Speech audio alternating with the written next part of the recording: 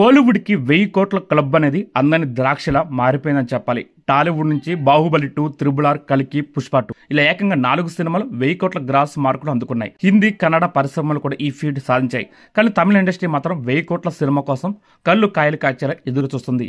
త్వరలో విడుదల కాబోతున్న కూలీ సినిమాపైనే వారి ఆశలు ఉన్నాయి. రజనీకాంత్ హీరోగా లోకేష్ కనకరాజ్ దర్శకత్వంలో సన్ పిక్చర్స్ నిర్మిస్తున్న సినిమా కూలీ.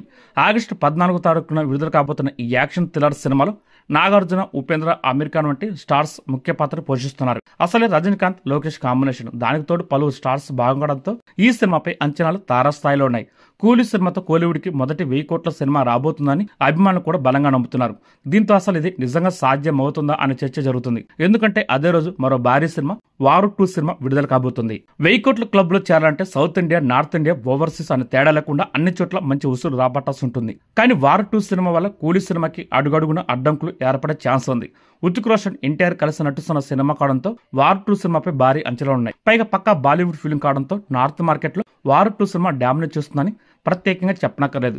ఇంకా ఎన్టీఆర్ లాంటి బిగ్ స్టార్ ఉన్నాడు కాబట్టి Telugu audience first choice war 2 cinema అవుతుంది.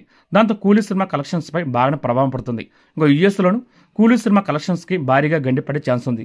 ఒక తమిళనాడులో మాత్రం కూలీ సినిమా పూర్తి స్థాయి ఆధిపత్యాన్ని చూపిస్తుంది అనడంలో ఎలాంటి సందేహం లేదు. పాజిటివ్ టాక్ వస్తే అక్కడ 200 కోట్ల పైకి గ్రాస్ రాబట్టడం పెద్ద విషయమే కాదు. అయితే హిందీ, తెలుగు, యుఎస్ మార్కెట్లలో వార్ 2 సినిమా ప్రభావం కారణంగా మిగతా చోట్ల కూలీ సినిమా ఆశించిన స్థాయిలో వసూలు రాబట్టడం కష్టమని చెప్పాలి. అదే జరిగితే కోలీవుడ్కి మరోసారి 1000 కోట్ల మార్క్ మిస్ అయినట్టు అని చెప్పాలి.